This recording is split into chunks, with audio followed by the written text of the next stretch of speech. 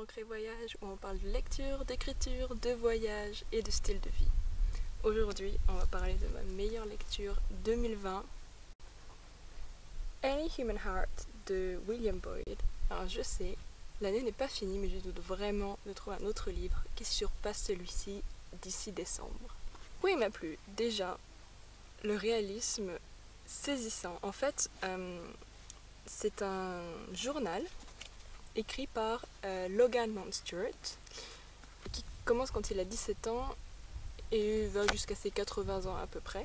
Et c'était si empreint de détails, surtout à certains passages, quand il est à l'université, on croise toute la scène littéraire d'Oxford, de Londres, les personnalités de l'époque, les actrices.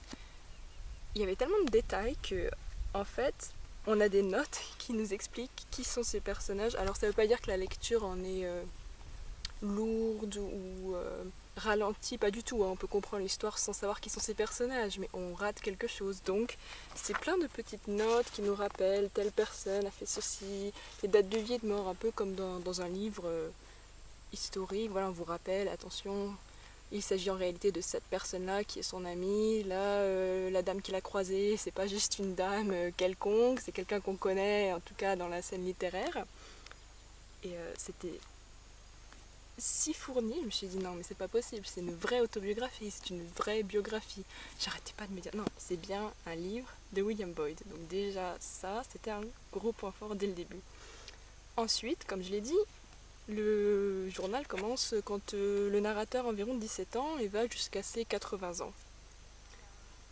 On sent que c'est la même personne, tout le livre, on sent que c'est le même personnage qui écrit, mais il change tellement. Et l'auteur, donc William Boyd, décrit à merveille le pensionnat, l'opposition avec les parents, avec la société, la recherche de soi.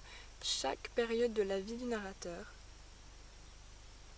est empreinte d'une vraie force. On se sent adolescent, on se sent jeune homme, on se sent marié, on se sent espion pendant la guerre, on se sent plein de désillusions. Une fois la guerre terminée, vraiment on le sent et c'est ça qui est incroyable. Et c'est pour ça que j'arrêtais pas aussi de revenir, de me dire mais c'est incroyable, j'ai vraiment l'impression que c'est un journal. Des fois c'est un peu, des fois ça va un peu dans tous les sens, donc quand on écrit un journal, ou alors il y a des périodes où il écrit pas pendant plusieurs années, puis tout à coup un gros paragraphe, plusieurs pages. Donc le fait qu'il y ait autant de détails, que le style évolue avec la mentalité du narrateur, que le rythme soit aussi saccadé, tout ça contribue à nous faire croire qu'on est en train de lire un vrai journal. Alors voilà, rien que pour ça, c'est une perle. Mais on s'arrête pas là, parce que sinon ça serait pas ma meilleure lecture 2020. C'est surtout... Alors j'ai un petit faible pour les livres assez tristes, et j'avoue que là, j'ai quand même eu du mal. J'ai dû m'arrêter pendant 24 heures après un certain passage, donc je vais pas vous dire lequel, mais mon Dieu, on s'attache tellement aux mêmes personnes que le narrateur, on partage sa vie, ses intrigues amoureuses, familiales, amicales, et quand il lui arrive quelque chose, on le ressent presque aussi fort que lui. Voilà, et je pense que c'est vraiment ça qui a fait monter ce livre au sommet de tous les autres que j'ai pu lire cette année, c'est la gestion, la maîtrise des émotions. Parce que comme il s'agit d'un journal, le risque c'est vraiment de tomber dans le mélodramatique, le personnage pendant des pages, oh il m'est arrivé ceci, il m'est arrivé cela, non.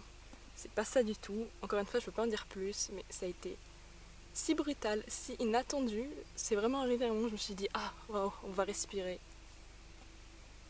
Et là, voilà, vous verrez. Je peux pas vous dire dans quelle partie du livre c'est, mais lisez-le, vous verrez, et vous m'en direz des nouvelles, vous me direz ce que vous avez ressenti, parce que c'est vraiment la façon dont ça a été mené.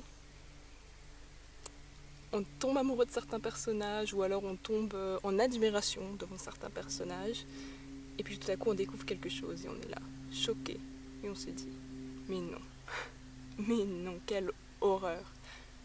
Donc encore une fois, je peux pas en dire plus, mais dans les commentaires, mettez d'abord un spoiler alerte, et on en peut en parler, ou alors en message privé, sur Instagram, Facebook, ou mon site internet, je vous laisse les liens. Sinon, de quoi parle ce roman? Donc ça commence dans un pensionnat, ça fait vraiment le style de The Catcher in the Rye, sauf que The Catcher in the Rye c'est aux États-Unis, donc là c'est en Grande-Bretagne, mais comme je l'ai dit, c'est l'ambiance très stricte, austère du début du XXe siècle avec les enfants, donc dans une école que de garçons évidemment, qui sont éloignés des parents, qui veulent vraiment échapper à ce pensionnat. Ça a marqué beaucoup de générations, ces pensionnats austères.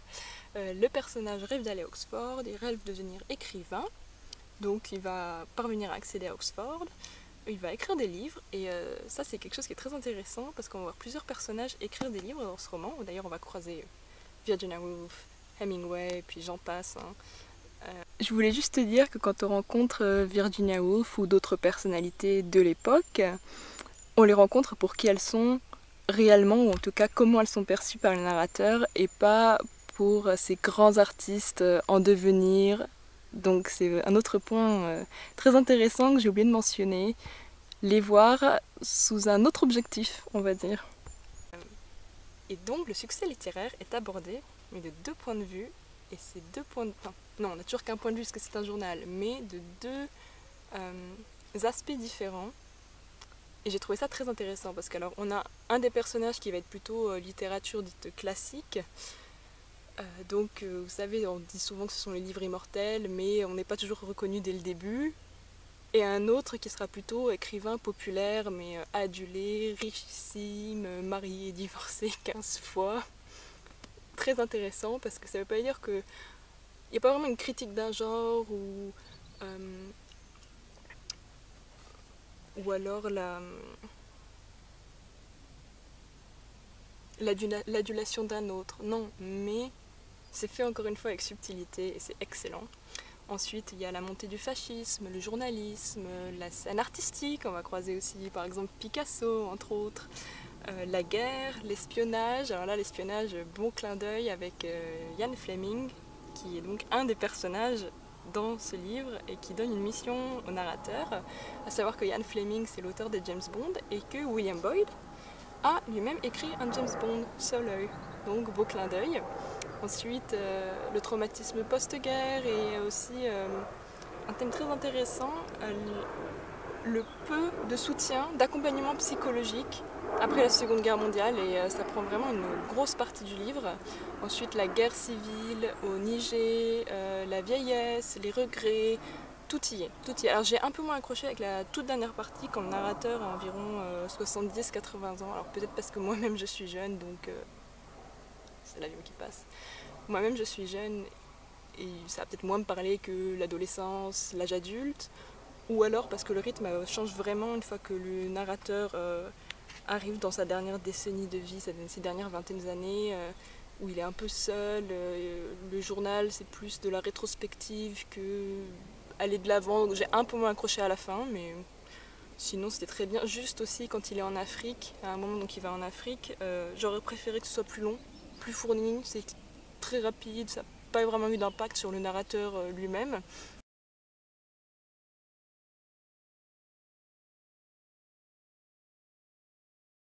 J'ai vraiment envie d'en lire plus de cet auteur.